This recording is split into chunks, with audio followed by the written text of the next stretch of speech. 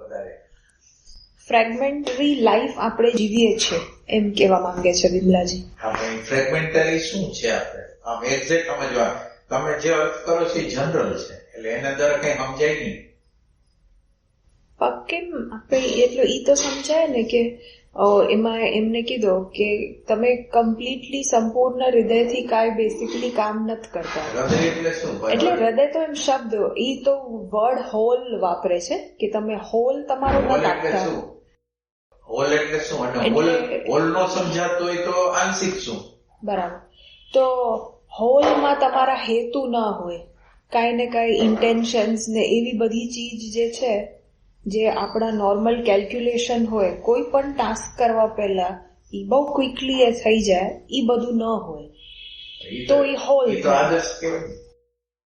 ફ્રેગમેન્ટરી તો સમજવું જોઈએ. ફ્રેગમેન્ટરી શું છે તો હોલ સમજે. આપણે શોધવાનું છે, મને નથી ખબર.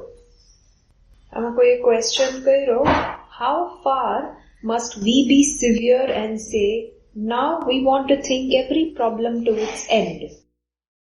એટલે ક્યાં સુધી આપણે એમ એકદમ તટસ્થ થઈને કેટલું એમ કેવું જોઈએ કે ચલો આપણે હર પ્રોબ્લેમનું નિવારણ કાઢીએ, એન્ડ સુધી એને લઈ જઈએ જે છે. એમ પછી કહે છે Vimlaji, many a time we are concentrating upon solving a problem, we don't get the solution, we don't find the way out, we leave it, we let it alone, or as they say, we sleep over it. Or we go out for a walk and suddenly the solution emerges. The moment one becomes aware that there is a tension or a conflict, a tussle between conscious and the subconscious, one should be so alert as not to let that conflict or tension pass by, not to cover it up, not to suppress it, but try to understand it. The content of the subconscious is the review of all memory. એટલે કેટલી વાર આપણે કોઈ solution ગોતતા હોઈએ પ્રોબ્લેમને solve કરવા માટે, પણ સોલ્યુશન જડતું નથી, તો આપણે શું કરીએ, ચલો હમણાં ફિલહાલ મૂકી દો, આપણે જરા કંઈક વોક કરી આવીએ. અને જ્યારે સોલ્યુશન અને ઈ જ્યારે મોમેન્ટમાં આપણે પહેલા ઈ રિયલાઇઝ કરીએ કે આ જે કોન્શિયસ અને સબકોન્શિયસ વચ્ચે જે કોન્ફ્લિક્ટ હાલે છે એને આપણે એનાથી અવેર થઈએ અને એને બંધ નથી કરવું, કવર ઇટ અપ નથી કરવું, સપ્રેસ નથી કરવું, પણ સમજવાનું પ્રયત્ન કરવું છે. સબકોન્શિયસ શું છે, જે પણ આપણા સ્મૃતિ મેમરીઝનો અવશેષ જે છે એ બધું સબકોન્શિયસનો કોન્ટેન્ટ છે. When one is alert, when one does not live out of habit, when one does not live fragmentarily, then as a challenge comes, one tries to respond to it in a total way.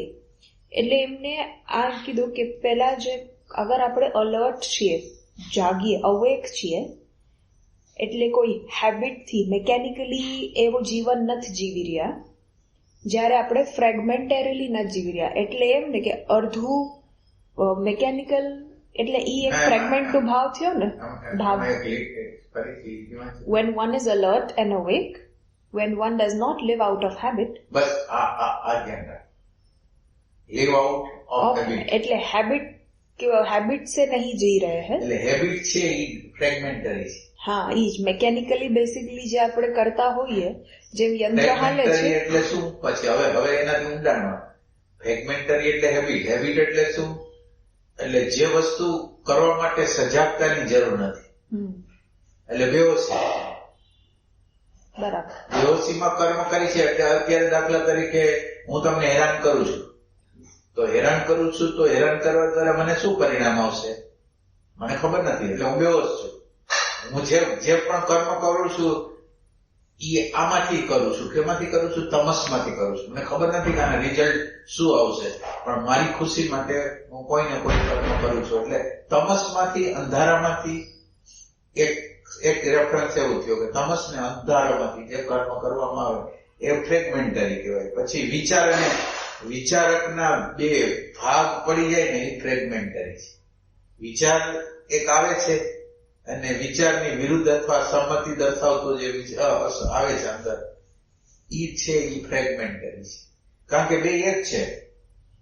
અને આપણે બે કટકા જુદા કરીએ. નથી અને બે અલગ અલગ. હજી એને બીજી રીતે જ જોઈએ. એમ કે આપણે વાંચવું નથી, સમજવું છે.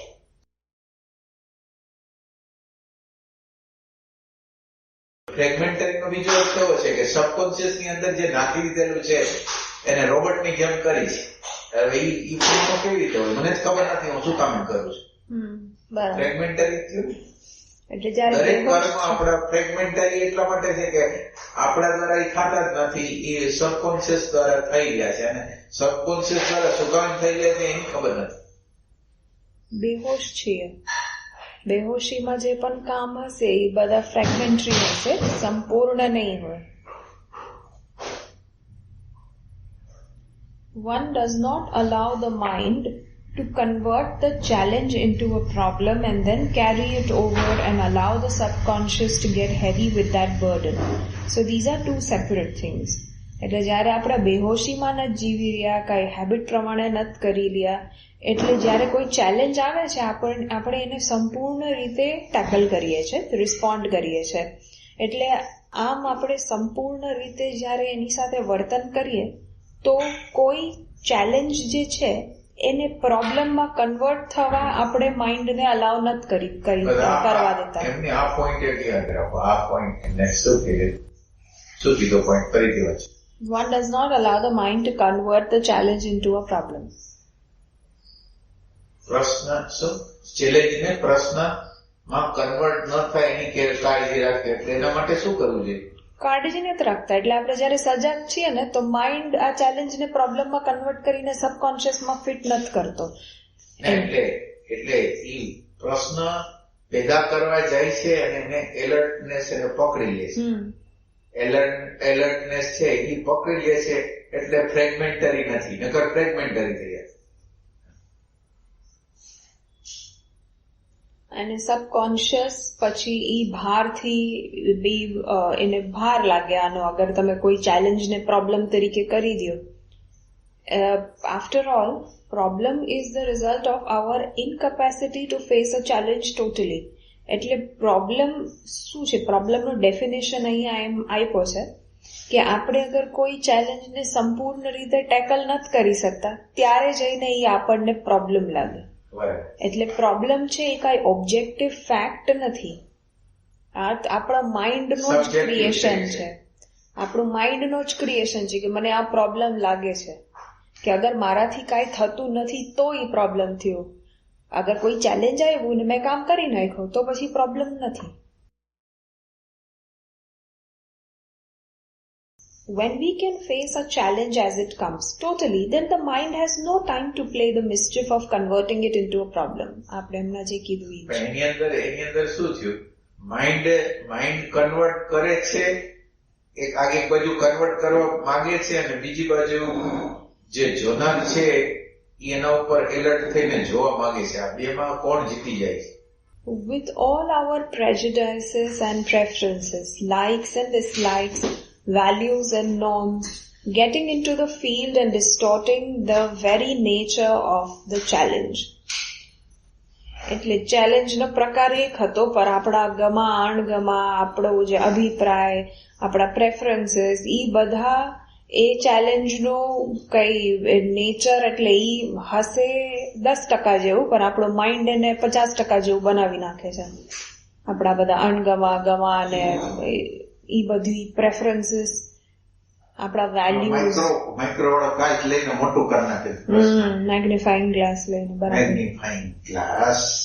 When the conscious mind is quiet and you leave the problem alone, it percolates through all the layers of consciousness and suddenly you feel that you've got the answer. એટલે જયારે કોન્શિયસ માઇન્ડ શાંત હોય છે, આ problem કેમ આવે છે કે કોન્શિયસ અને સબકોન્શિયસ વચ્ચે જરાક હાલે છે, પ્રોબ્લેમ હાલે છે, એટલે આપણને તકલીફ લાગે છે. જયારે કોન્શિયસ માઇન્ડને તમે ચૂપ કરી દો અને પ્રોબ્લેમને મૂકી દો ઈ સમયમાં, તો ઈ પ્રોબ્લેમ જે છે ઈ આપણા જે જુદા જુદા લેવલ્સ છે કોન્શિયસનેસના, ઈ એકમાંથી બીજામાં અને બીજામાંથી એમ થઈને પ્રોબ્લેમ આન્સર ગોતી આવે છે. એટલે આપણે જયારે નથી શોધી રહ્યા કોઈ ક્વેશ્ચનનો આન્સર, ત્યારે અચાનક આન્સર એના માટે આવી જાય છે.